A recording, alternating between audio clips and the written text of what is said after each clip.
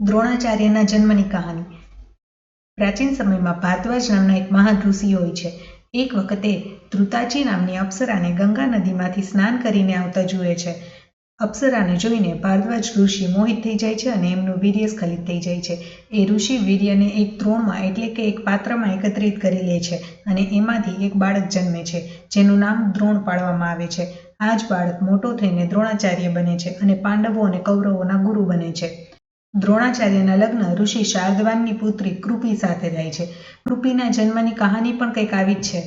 શાર્દવાન ઋષિની તપસ્યા ભંગ કરવા માટે ઇન્દ્ર જાનપદી નામની અપ્સરાને મોકલે છે।